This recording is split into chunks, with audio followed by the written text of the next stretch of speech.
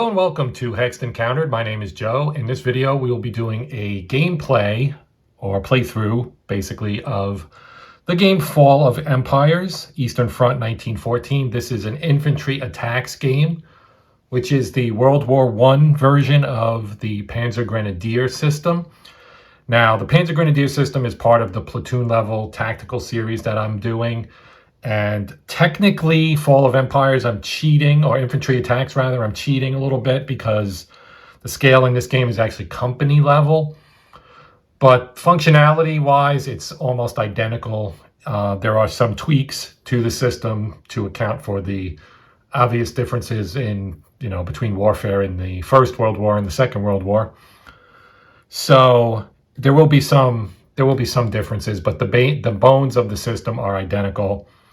And so I wanted to kind of mix it up a little bit. And as I go through a second iteration of a look at the four games that I had chosen rather for the series, I decided that I would go in a different way with each of those where possible. And so we will be looking at Infantry Attacks for Panzer Grenadier. We will have a look at Nations at War, one of the other Nations at War games, or possibly World at War, the original iteration of that, which is pretty much the same system as Nations at War. I haven't made a final decision on that, so I could go either way. For the War Storm series, we're going to be looking at A las Barricadas, which is the Spanish Civil War, so not the Second World War, but shortly before that. And then for Platoon Commander, I'm probably going to go with the Long Road, which is a version of that system, but that is a World War III version. So if I did elect to go with World at War for the Nations at War system, that would be a good kind of... they're similar because they're both alternate history World War III based in Central Europe in the 80s. So that's the thought behind that so far. Now, to get to the matter at hand, which is Fall of Empires from the Infantry Attacks series. So this deals with the Austro-Hungarian army and the Russian army on the Eastern Front in 1914 at the very start of the war. And the book is a bound book. Now, I did a first look, so if you did watch that, you've seen all this. On the back of this book, you actually do have a terrain key because this is your terrain effects chart. And as you can see, it lists the terrain type, and it's actually very detailed because it goes to a second page. But there are no images that denote what a heavy woods is versus a light woods. You can kind of suss it out by looking, but it's always easier to show pictures because then there's no ambiguity about it. If it looks like this, it's heavy woods. If it looks like that, it's not heavy woods, right? So here's our main terrain effects chart. We also have some cards that I have laid out on this side, which are mostly off camera, but we'll show them during the game as we play. So inside this book, we do have we have our special rules that apply to this. We do have Cossack leaders in this because the Cossacks are part of this particular game. Pre-registered fire, that's one of the big differences between this game and the Panzer Grenadier system, is you have to pre-register your artillery fire. The scenario I'm playing does not have any off-board artillery, so we won't be dealing with that. I have a lot of, well, I shouldn't say a lot. I have several different infantry attack games. I have pretty much everything that's out for it currently. There is more coming out. So I'll do something else probably with the Germans and the Russians, and maybe do something more involved, multi-map with pre-registered artillery and everything like that. So we're going to keep it simple for this first one, and we're going to do this first scenario, first contact, and it's cavalry based, as you can see from here, and it's on August 15th, 1914, so very beginning of the war. And our setup is the Austrian 6th Cavalry Division made the first foray over the border into Russian Poland, advancing ahead of 4th Army to screen its deployment and find the Russians. Just on the Austrian side of the frontier, it ran hard into the Russian cavalry screen, and its commander, FML Oskar Wittmann, called up his attached infantry 2 battalions from Vienna's famed Deutschmeister Regiment and a Feldjäger battalion, all from the 25th Infantry Division. The Deutschmeister's commander, Colonel Ludwig Holzhausen, and his entire staff led the regiment into the war's first battle. It's a 20-turn scenario. Each turn is 15 minutes long, so you can do the math and figure that out. That is a 5-hour battle. First turn is at 08:30. There are no other special kind of rules here. The special rules are over here, actually. So you have elements of the 1st Don Cossack Division reinforced, and it'll tell you that you get 8 dismounted Cossacks. So obviously we have cavalry, which played a much larger role in the First World War than it did in the Second. And the cavalry can be either mounted or dismounted. In this event, they are dismounted. So they're basically infantry, but they have a little bit, they're more like an elite infantry, I guess you might say. But anyway, they have 8 dismounted Cossacks, 3 infantry, 1 machine gun, 2 76.2 millimeter field guns, and a couple wagons. The wagons are used to move the guns. Then they have their leaders, 1 Pol Pukovnik, 1 major, and 2 Sotnik for the Cossacks, and then 1 captain and 1 Stabs captain for their infantry. Their initiative value is 3, so if you watched my Panzer Grenadier video, you know that each side gets a starting initiative value that gets added to their die roll, and then you, whichever one wins, you subtract the loser from the winner, and divide that by 2, and that gives you the number of activations the winning side gets before the losing side can do an activation. So the Austrians have an initiative of 5 here, so you would say, if they both rolled, say, a 6, it would be 11 to 9, difference of 2. The Austrians would get 1 activation before the Russians do. Their morale is 8 and 6, and they have no artillery. Then the elements of the 25th Infantry Division on the Austrian side, they enter on turn 1 along the south edge of the map. We're using map 1 upside down. It's a single mapper. I'll probably turn it sideways so that we can see the whole map while we play. I believe I did something similar with Panzer Grenadier when we looked at that game. So they're going to enter on turn 1 anywhere along the south edge. They have 8 infantry companies, 4 Jaeger companies, 3 machine gun. And then their leaders, they have 1 Oberst, 1 Oberstleutnant, 2 majors, 4 Hauptmann. Their initiative is 5, morale 8/8, no artillery. Special rules, Russian initiative levels lowered by 1 for every 4 steps lost. Austrian initiative level lowered by 1 for every 5 steps lost. Cossacks may not remount. So your Cossacks are dismounted and stay dismounted throughout the scenario. So they're basically infantry. They do get to start dug in. It does say that here. Set up first at least 6 hexes from the south edge. All Cossacks only may begin dug in. So we'll dig them in and make the Austrians come to the Russians, and hopefully we'll get into the assault and everything as well, because I would like to see that. And if we don't get to it, maybe I'll just throw it in at the end so we can see what an assault looks like. Our victory conditions, the Austrian player has 3 objectives. Both Russian field guns have been eliminated. No good order Russian unit occupies a hex south of the east-west road, and I'll show you that when we get the map out here. Russian initiative has been reduced to 1 or less at the end of play. So 3 initiative, which means they will need to lose 12 steps, because they lose an initiative level for every 4 steps lost. So 4 times 3 is 12. Actually, to 1 or less. So actually, it only needs to be 8, because 8 would reduce them to 1. Austrian major victory is all 3 objectives. Minor would be 2. Russian minor is Austrians get 1 objective. Russian major, Austrians achieve no objectives.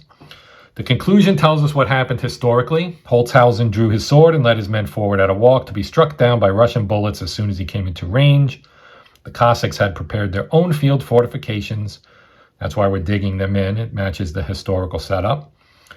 Though their supporting regular infantry had not, and they held off repeated attacks by the Imperial and Royal Army's best infantry regiment. The Deutschmeister suffered 39 killed, including Holzhausen, and 51 wounded, unimpressed by dismounted combat even in victory. The Stavka fired 1st Don Cossack Division's commander, Lieutenant General Alexei Kuzmin-Koroveyev, that evening. And then these chapters in both this series and Panzer Grenadier kind of tell a story. You're following along, so you get something on the 15th, then something on the 17th, and there are a ton of scenarios in here until you get to Chapter 2, which is the Battle of Krasnik, Day 1, and then you get scenarios from that, and you go through, and then Chapter 3, the Battle of Krasnik, Day 2. So you get the picture here. Chapter 4 is Assault on Lublin. So this one, in this particular game, the Austrians are on the offensive. So we're going to, like I said, we'll play this first scenario, then we'll come back later on down the road perhaps and do something bigger, either from this game or from the August 1914, which is the Germans and the Russians, also on the Eastern Front. Avalanche Press is going to be releasing a game in this series covering the Devil Dogs, the Marines on the Western Front in 1918. They're also going to be doing something with Palestine, so Lawrence of Arabia type stuff. So those are coming out, I believe, not in the not too distant future. At least that's what we've been led to believe. So we'll see how that goes. I am interested for sure in both of those. I have played other games with the Marines on the Western Front, and I have fun with that stuff. So that'll be something I'll probably be picking up and playing as well. But let's take a quick scene shift here, and I'll set up the map and I'll lay out the pieces, and we'll get to playing some turns here so you can see how the game plays. Okay, so we are back. I've turned the map sideways. So the orientation would be with this in this corner over here and going this way. So basically your east-west road is this one. And so we know one of our victory conditions is to make sure that there are no Russian units underneath from the Austrian side. And basically the Russians are just trying to defend and prevent the Austrians from achieving their goal. So we have our two guns. I have one here and one here. And then their wagons are nearby, but not necessarily in the same hex to them. They have our two leaders here. So the way this game works, just like Panzer Grenadiers, you need a leader to activate units that can actually move towards the enemy. So they can activate the hex they're in and the 6 hexes that surround it. So this captain here, he is sitting on top of the gun, and he can activate the wagon and these infantry as well. Whereas the Stabs captain has the gun here and an infantry and a machine gun unit right here. Then our Cossacks are here. They're all dug in. They have their own leaders. And our Austrians are along the south edge here. So they also have leaders. Stacking limit is 2 companies plus a leader plus a support unit. So 3 combat units, no more than 2 of which, but maybe companies, means 2 companies and a machine gun support unit would be 3 combat units, and only 2 of them will be companies. So that's what we have here. So we're going to roll. We'll have our dice off here to determine who gets initiative. We know the Russians have an initiative of 3, and the Austrians have an initiative of 5. Okay, so I broke out my dice tower, as you can see right here. And we're going to roll 1 die for each side and add their initiative value to it, and the higher side will gain initiative. Now, it's probably to the Russians' benefit to actually have the Austrians win initiative here because their units are currently off map. So the Russians having initiative would simply mean that they would pass until the Austrians come onto the map, at least. So we'll use a red die for the Austrians and a blue die for the Russians. I'm going to roll them both.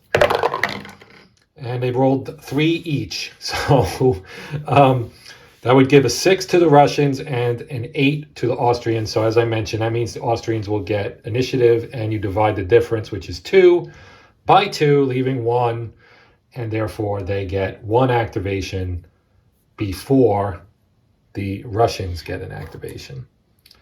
So it is 0830. We are going to start our turn here.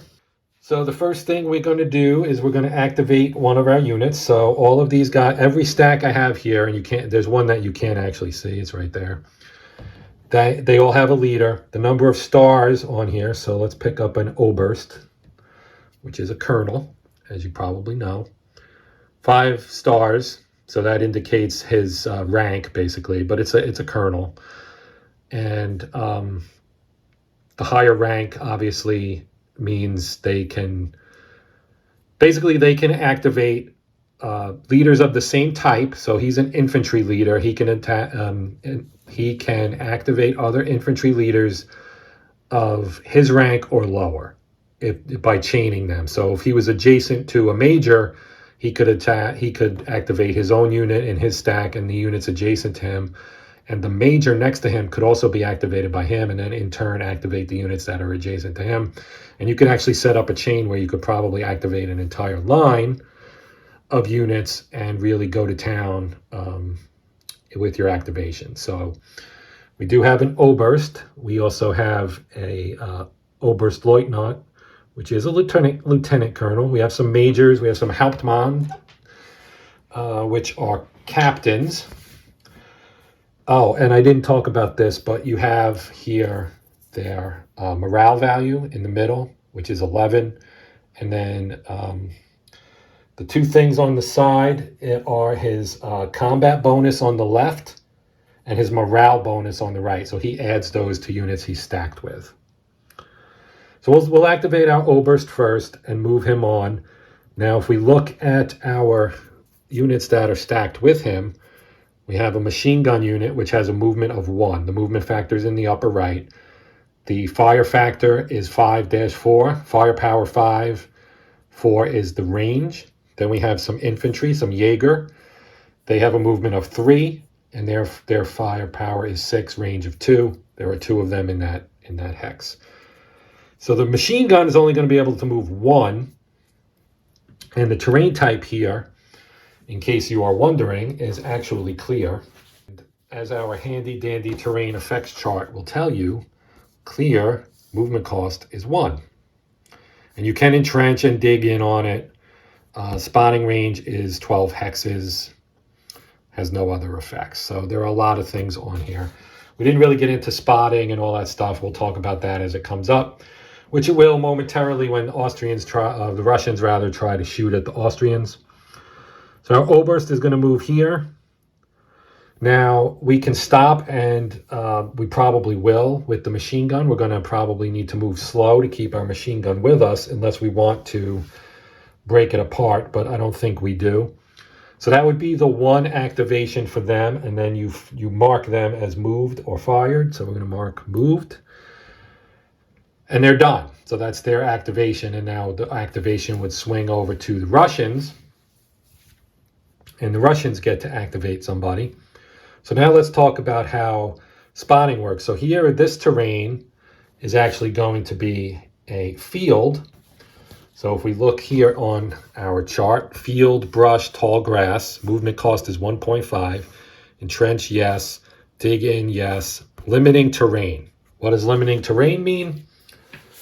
Well, limiting terrain in section 7.2 of our rule book, a unit occupying limiting terrain may only be spotted by enemy units within the designated distance on the terrain effects chart. So spotting range is 3 hexes, 4 units or leaders in limiting terrain unless the TEC or scenario rules specify differently. Since we have limiting terrain between these guys and that one, they can't really see them, so they're just going to pass. And we'll move back to the Austrians, and they're going to activate our major here, who has 2 Jaeger with him. And they're actually going to go 1. Well, if they move here, I think the field gun can actually fire at them. So we can do an opportunity fire with our field gun here. You can see its range is 24, and we're 1, 2, 3, 4, 5, 6, 7, 8, 9 hexes away. So he's got a direct line of sight. He's within 12 hexes, which is our clear terrain spotting range. So, and obviously there's no limiting terrain, there's no blocking terrain anywhere between these two units. It's got a firepower of 8. So he will fire at this unit. I should probably turn my counters, and I will, but I'm not going to do it right this second. So we're going to do a direct fire attack. So the first thing we'll have to do is look at our terrain chart, which I know is not going to have any effect, right? So it's clear and it has no effects. Like you can see, -1 bombardment, -2 direct for heavy woods, etc. None of that's going to apply. So we have our direct fire chart here. And you add up your firepower, right? So you go to the nearest column. You go to the nearest column here that's closest to your firepower. So their firepower is an 8, right? Because these other units, even if they could see it, which this one might not be able to because of this terrain here, his range is only 4, and he's 8 hexes away. So firepower would be in the 7 column. And so we'd roll here, we roll 2 dice, and we see what we get. So let's roll our 2 dice, and we rolled a 6. So a 6 is going to be no effect in that column. The dash means no effect. So our modifiers are if you have entrenchment, if you're in woods, town, jungle. Target occupies or is fired through 1 hex of light woods or jungle. 1 target unit is fired at through a hedgerow. 1 unit fires into or out of smoke. The unit is dug in. None of those apply. So you can see the results, no effect. M is a unit without armor values. Check morale. M number, we would add a die roll modifier to the morale check roll. X would be a step loss. Number X is multiple step losses based on the number, whatever the number is. So like 2X would be 2 step losses, 3X, 5, so on, 3Xs. So no effect, but they did fire, so we'll stick a moved fired on there. So basically that's an opportunity fire. So that, as you can see, it means that they can't do anything else. So we'll continue to move our units up, and we'll see another example of what fires can do. So we have, again, this time, this unit, or this stack, we've got a Hauptmann and a Major together, and 2 infantry. So the Hauptmann can, or the Major rather, can activate himself and his whole stack, as could the Hauptmann. And he'll move onto the map here. And then what I'm going to do is I'm going to actually split. So I'm going to take, because these have movement factors of 2, these are regular infantry. So our Hauptmann and 1 of the infantry units will go here. And the Major and the other infantry are going to move up to here. Now, we have another gun. It's up here, right? 1, 2, 3, 4, 5, 6, 7, 8, 9, 10, 11. He can fire at this unit because these units here, he basically can fire over their heads. If they're adjacent, you can't fire through a friendly unit, but if there's at least 1 hex between you and your firing unit, you can fire over it at the target.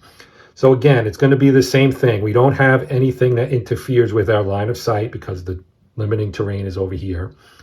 So it's again going to be 8, and we're going to attack this unit here. It's 1 leader and 1 infantry company. We roll, we get a 6. We already know what that is. That's no effect.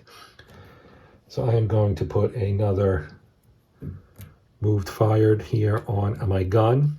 So now you may have noticed I kind of skipped the Russians activation only because they're kind of playing passive right now. These guys are not in range. I don't think they have a machine gun here. They don't. Well, this is a Cossack leader, in case you want to see a Cossack leader. So this is a Cossack leader.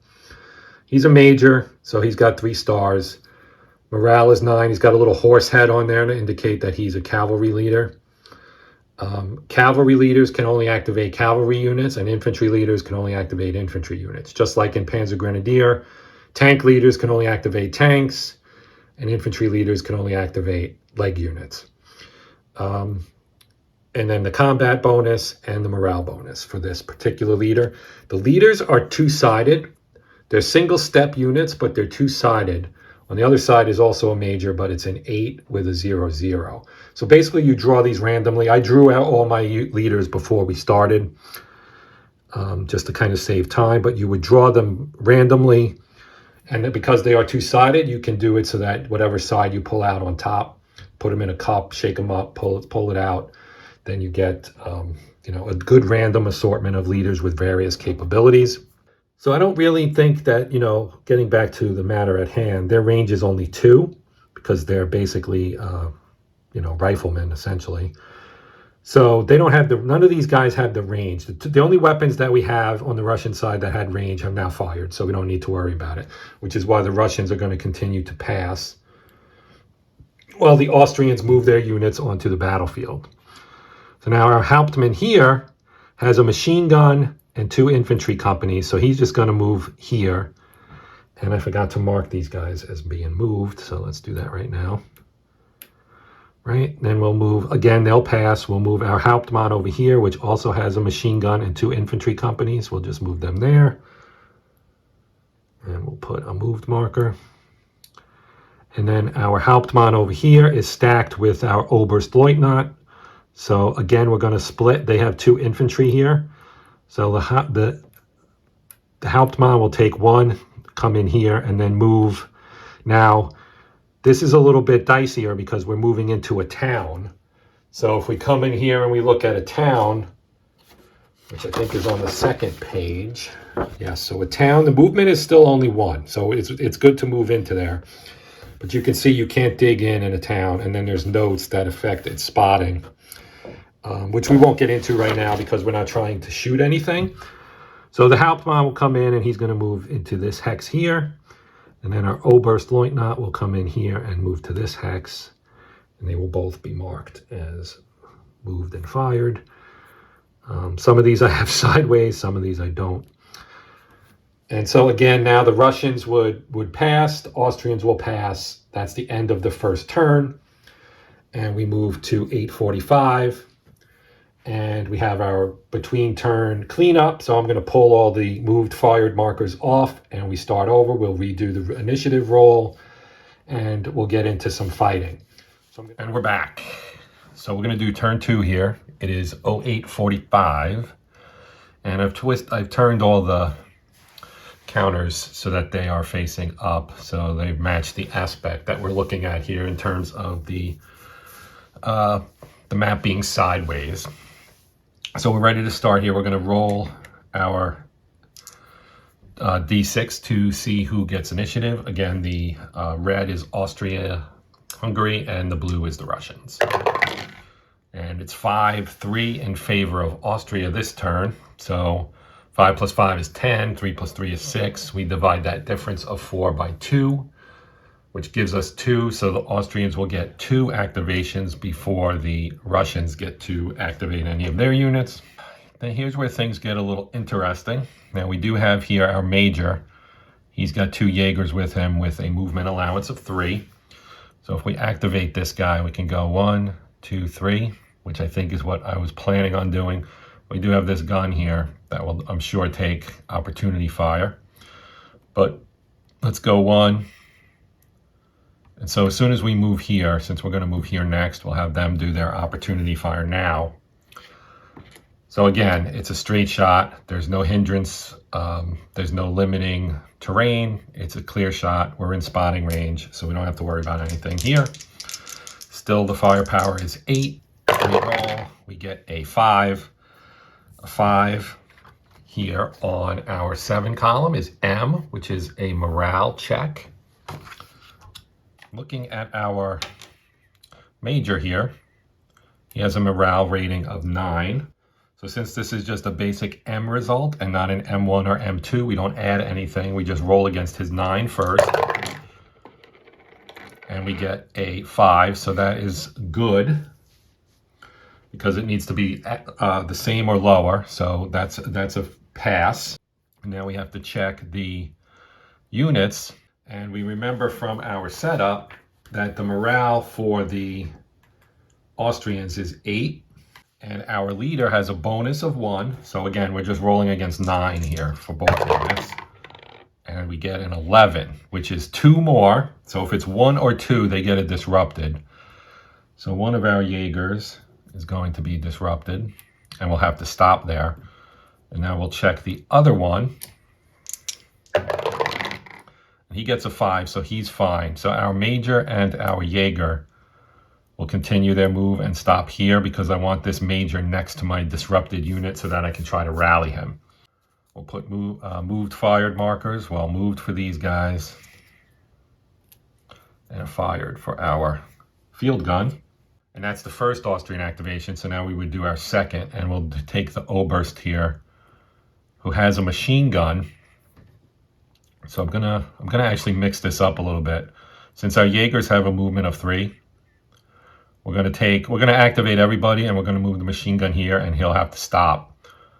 But we can go 2, and then to move into the fields, the cost is, I need to check my TEC here, 1.5. So they'll have to stop here. So that's what we're gonna do. We're gonna stop our Oberst and our 2 Jaeger companies there.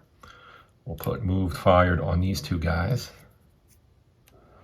And now would be the Russian turn. So again, we've got limiting terrain here. So they won't fire. We're out of range of the machine gun here. This guy already fired. Our field gun over here can fire over the heads. So it might make sense for him to say fire at this hex right here because he can. So we'll do that. So it's the same thing. He's got an 8. He's an 824. So his range is 24 hexes, which is he's well within that. He'll be firing at this stack here. So he's got sight to that unit, I believe. Units don't block line of sight. So he's going to fire at this stack right here. So same thing. We roll our 2 dice.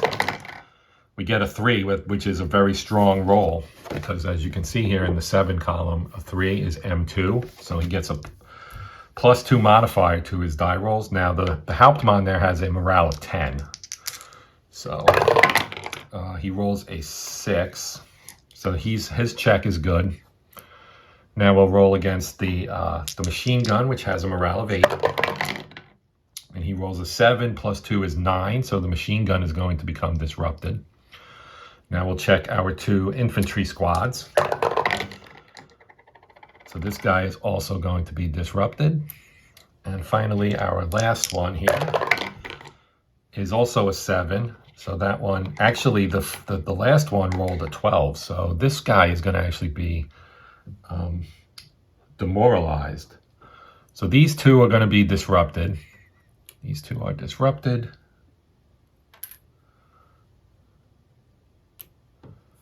The Hauptmann is fine. This guy is demoralized. And I'm going to keep them all in the same stack. And these guys get a fired marker. Let's move this guy. So we're in a town which has a movement cost of 1. There is a road here. So as far as roads go, you can see road is 2/3. So it's 2/3, so it costs you 2 points to move 3 hexes when you're on a road. And since they're starting on a hex that has a road, they can go through, and his movement is a 2, he can move 3 hexes. So 1, 2, 3. Move them there. Put a moved fired. Now we can see 1, 2, 3, 4, 5. Still out of machine gun range. Yes, they only have 1 machine gun, and it's over here. So the Russians will pass. I mean, I could send my infantry out to fight them, but I don't know that that's actually worth an effort for me here. So they'll pass, and we'll go back to the Austrians. Now, this guy can do the same thing. Go 1, 2, 3, and stop. They'll pass again. Now, this one, 1, 2, again, he's only got 2. So he can go 1, 2 there. And then this guy only has a range of 2. So it would be 1, 2, 2. Yeah, they wouldn't be able to fire at them this turn. Let's move him here. We'll again have the Russians pass. We'll move this stack, which has a machine gun, so I'm going to do the same thing I did before. Machine gun will stop there, and now 2 infantry with the leader will go here. So now, what we'll do is, we need to put a moved marker first. Okay, so his morale bonus is a 1. So for being demoralized, his morale will actually be a 7, but the 1 will modify it back to an 8. So we'll roll for that. And he rolled an 11, so he stays demoralized. So he's still demoralized. Now we'll check this guy here. They're both 8s. So basically there'll be a 9 for rolling purposes. So that one fails as well. And so does, 9. 9 is good for 1. So 1 is recovered, 1 is not. And the other one remains demoralized. Okay, so our demoralized unit has to flee in the direction that will put it somewhere safe. So it can go into the town, I believe. I believe the town will make it safe. So he's going to flee into the town. He has 2 movement points, so it'll be 1, 2. And from here, the gun can't hit him because we have the terrain blocking, basically. So that's the effect of demoralization. The bad news is he's now not next to a leader. And this guy has been activated because he used his activation to attempt to recover those guys. So for at least 1 more turn, he won't get a leader bonus for trying to recover his morale. So that is the end of turn number 2. So we're going to go to the 0900 turn here. So I'm going to pause again, and we will remove our markers and move on. Okay, so we move to turn 3. Let's roll for initiative. Austria gets 4, plus 5 is 9. And the Russians have 3 plus 3 is 6, so that's a difference of 3, and we round up. So the Austrians, again, will get 2 activations before the Russians do. So let's see if we can recover our demoralized unit. So they're going to activate themselves and try to recover here. And that'll be our first activation, just so I can see if I can get this guy recovered. So his morale is a 7 for purposes of recovery here. Oh my goodness, a 12 fails. If that was a leader, that would actually result in the leader fleeing if a demoralized leader rolls a 12. So we're going to put moved fired on there. He does not need to flee because he's still in a safe hex. But that's a bummer. I'm going to self-activate. Yeah, I'm going to self-activate this guy. I could get a +1 bonus here, but I'm going to just try it with an 8 and hope for the best. I've been rolling really high, and that continues as we roll a 9, so he remains disrupted. These dice are killing me, man. All right, so he's also done. So now the Russians would get to activate. So let's have this gun fire on our demoralized fellas over here. And a 4, which is another M1. I forgot about this. This has a modifier for -1 if the target hex is 3 or more hexes away. So that would actually have moved it to column 4. And that would have been true previously as well. So it's still a morale check, but so his morale is still an 8. He rolls a 4, so he passes his morale check. So that's good. And we do get a moved fired for here. Okay, now we'll move back to the Austrians here. And so what we want to do is, this guy is a 2, right? 2, 2. Here's our Jaegers. So let's move our Jaegers in because they have a movement factor of 3. So he's going to activate his stack. And we'll do a chain here. So he's going to activate himself and his stack, and he's going to activate this Hauptmann and this Major as well, which will also activate this unit. So this whole row, this whole area here will activate. Now he can activate this guy as well.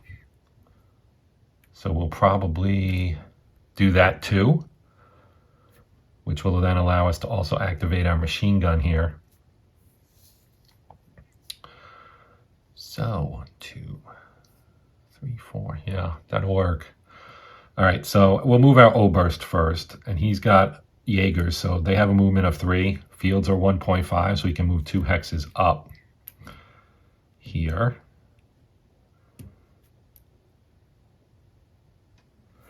Now he's in a field. Okay, so they can see them within 3 hexes. So they are spotted, and I haven't been using spotted markers, but you can use spotted markers if you wish to say that, you know, this guy has been spotted, so you can do like that, which means that these units can fire on him. But I'm just going to let those units fire at him with opportunity fire. Okay, so he can fire at one of the units. So we'll have this guy fire at one of the units. It's only got a firepower of 2. No modifiers. So it's only the 2 columns. So basically he has to roll a 2, 3, 4 or an 11, 12. So we're in this column right here. And we'll use this unit firing at, it doesn't really matter, one of the Jaegers and the leader. And he rolls a 7, so that's no effect. So we will drop a moved fired on him. And now this one will fire as well. And they roll a 9, which is nothing as well. So that's that. Now this one has moved. Now we can continue our move, because as I mentioned, I was going to move everybody. So this guy's going to move up. And they can only move 1 because the movement factor for that infantry is 2, and it's 1.5 into the fields. Our major here will move as well. He's got a Jaeger, so he can go here and then into the woods as well. Now this is where things are going to get a little tricky. I'm going to put him moved on here. We have this machine gun, which is activated. I'm going to move him up. Yeah, we're going to move him there. I'm going to put a moved marker on him. Now we have this stack here with the leader. So the leader is going to take one of these infantry and move here. Now he doesn't have enough to move into that hex right there. But what that will do is keep him adjacent to this machine gun. This machine gun is going to move up after I move these guys. So these guys have a movement factor of 2. So they're going to go 1, 2. Now, this is going to cause them to get fired upon, because this guy has line of sight. This guy does 1, 2, 3. This one's probably out of range though. Yes, out of range. This one's not. This one's not. So these guys can fire here. These 1, 2. Out of range, out of range, out of range. Our gun though has not fired yet. The question is, who does it want to fire at? Does it want to fire at this one? I don't know.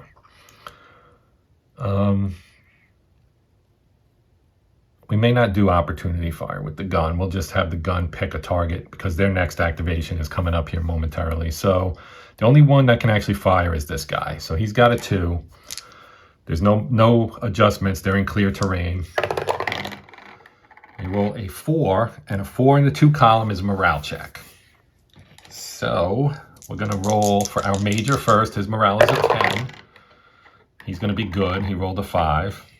And now he has no modifier, so the infantry rolls against its morale of 8. And it rolls a 9, so it gets disrupted. So it is disrupted, and it is also moved. And this guy fired as well. This one's going to move up 2, so he'll be here. And this one will move 1 to be there. And so that ends the Austrian activation. We switch over to the Russians. Machine gun can't fire. This one already fired, but we can fire our gun here. So let's try to take out we'll fire on this guy right here. So we're in range. It's more than 3, so we are going to get a -1 column shift to the 4 column. So let's roll. And we rolled a 10, and a 10 on the 4 column is a morale check. So these guys have to do a morale check. The Oberstleutnant here, our lieutenant colonel, he's got a 9. He rolls a 5, so he's good. The unit under him is an infantry unit. Its morale is 8. It gets a +1. Well, it turned into a 2. I guess I'll keep that. Because even though this was a 4, that would have been a 1 would make it a 5. So either way, it's good. So that will be a moved and fired for this guy. And that's the Russians' activation. Now these guys can move up the road 3 hexes. 1, 2, 3. And get them moved and fired. They're not in range of any of these units. Back to the Russians, who will, I believe, pass. 1, 2, 3. They're not in range here. They're not in range here. So we'll go back to the Austrians, who will move these guys up. Russians will again pass. Now we have these guys here. We have a disrupted unit that we need to attempt to recover. So that will be the activation for our Hauptmann here, who does have a +1. So we need to roll a 9 or less for our 1 remaining unit that is not disrupted, and he recovers. So he recovers, so that disruption goes away. And I'm going to move the other infantry unit since I can. I'm just going to move it up 1. Oh, that's actually a machine gun unit. Yeah, that makes sense. I'm going to move him up 1. And we're going to put a moved and fired on both. And that ends turn number 3, I believe. Yeah, 3. And so we'll go on to turn 4, and we're going to actually see an assault this turn, and then I'm going to wrap up the video. And we're on to the 9:15 turn. So this is turn 4 of 20. And we'll roll for initiative like we usually do. And again, the Austrians win pretty handily this time. It's 8-4. So that 4 difference will equate to 2 activations before the Russians get to activate somebody. So what we're going to do now is I'm going to show you an assault. So here we have a dug-in unit. It is a Cossack, a dismounted Cossack unit right there. And we have our major here with a disrupted infantry unit with him. And an adjacent unit here. So he can activate himself and this unit and have this unit do an assault move with his 2. Actually, I don't know if he can do that. Well, I know someone who can, so we'll do the other one. So here we have 2 Jaegers with an Oberst, and we have our Cossack here. We also have one here that we could also attack. So maybe we'll do,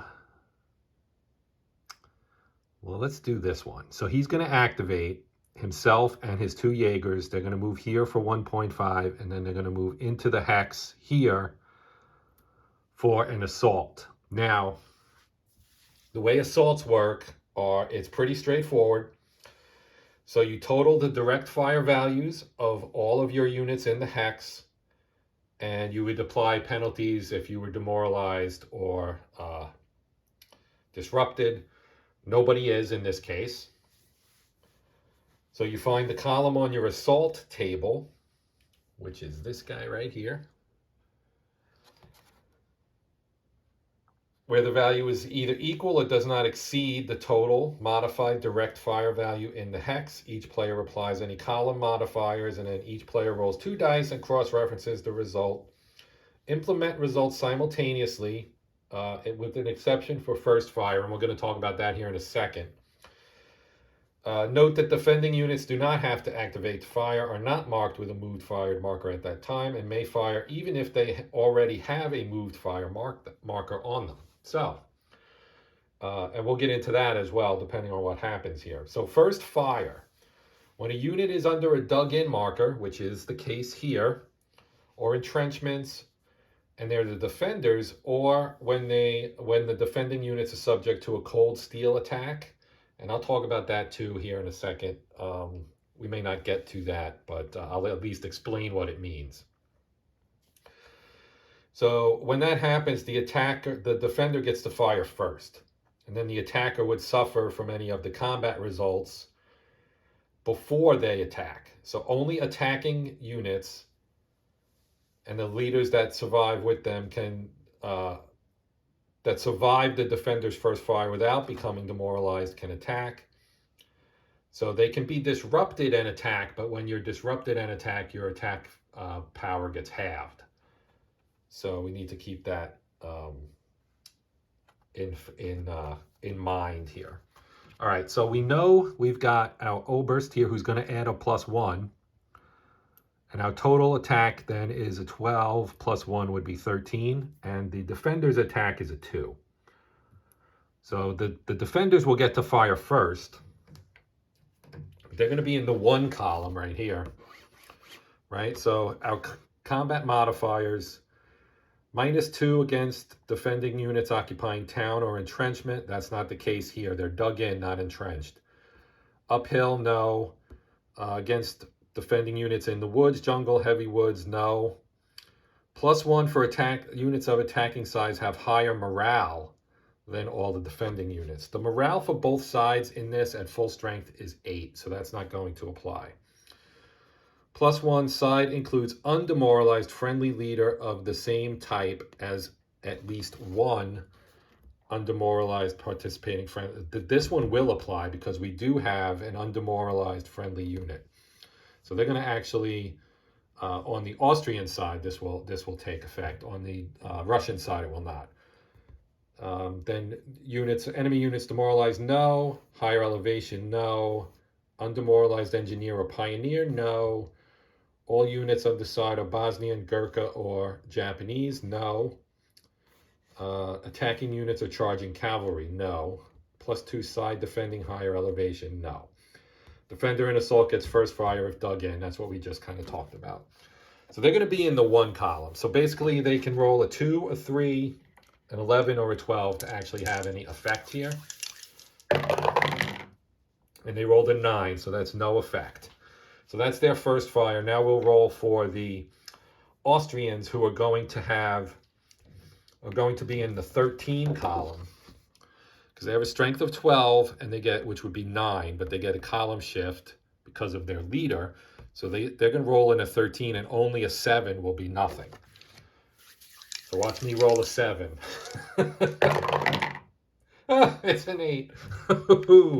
Okay, so 8 is morale with a +1 DRM. All right, so our morale on the Russian side is 8, just as it is on the Austro-Hungarian side. I keep calling them Austrians, but this is the combined Royal and Imperial Army, so it is both. So let's roll here. They rolled a 9.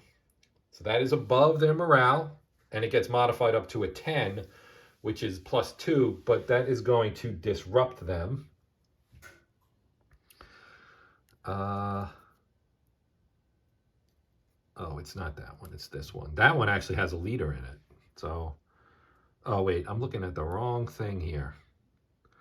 This one still does not have, so we're going to put a disrupted on here. Now, they stay in the same hex. They stay in the same hex. They get moved and fired. Because next turn, this would continue, and we could actually do a cold steel. So let's talk about cold steel.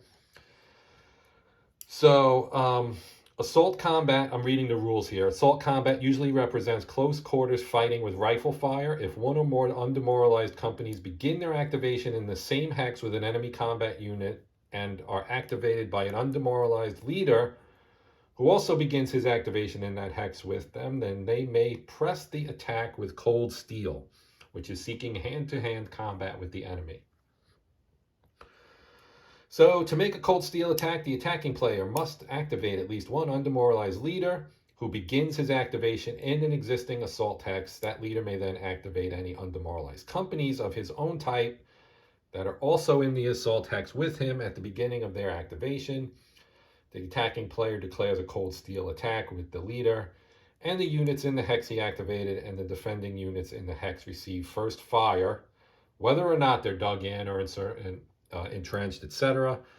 So the defenders would get first fire. So again, they would be in the 1 column since they would be halved for being disrupted if the Austro-Hungarians attempted to do a cold steel attack.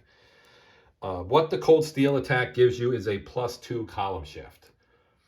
So this 9 here, this 9 would get column shifted, 1 for the leader and then 2 more for cold steel, and we'd be looking at a pretty devastating potential attack here, where if you rolled anything 5 or under or 9 or above, you're going to inflict a step loss on your opponent. So the assault kind of continues turn to turn. This is a mechanic that you see in other platoon level tactical games as well, and probably some squad level ones also, I believe, if I'm remembering correctly. I have played a lot of different games, so I don't remember all the nuances, but I'm pretty sure that both squad and platoon level tactical games that I have played have this kind of continuing assault mechanism if it's not resolved in 1 turn, which is the case here. I'm going to actually wrap up the video here because we're approaching an hour. I like to keep my videos under that mark. I prefer like a half hour if possible, but that's not always possible when we're doing a gameplay video, as we are right now. So like I said, I am going to wrap this up. Hopefully this gives you a little bit more insight into this system. Again, this is a little bit different than Panzer Grenadier, but very similar. It's based on Panzer Grenadier. The main difference currently is that there are no tanks, but some of the future releases will actually have tanks and include tank rules and so on. I know the Devil Dogs, the one that's coming up about the Marines on the Western Front, is actually going to have some French tanks in support of the Marines. So that one will have to have armor rules. So that will be a new addition, I guess, probably in the special scenario rules section for that game.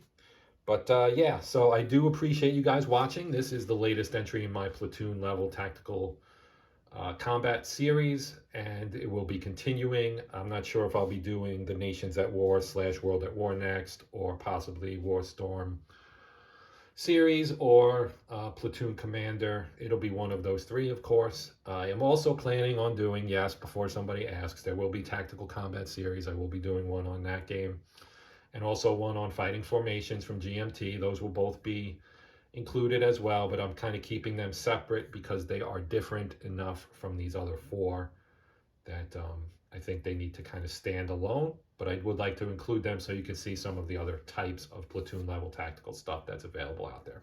So thank you for watching. As always, if you have any questions, comments, etc., they are appreciated. I will respond as soon as I am able. Please consider liking, sharing, and or subscribing if you're not a subscriber. If you are a subscriber, thank you as always for your support. And that's going to do it. My name's Joe. This is the Hexed Countered channel. And until next time, happy gaming.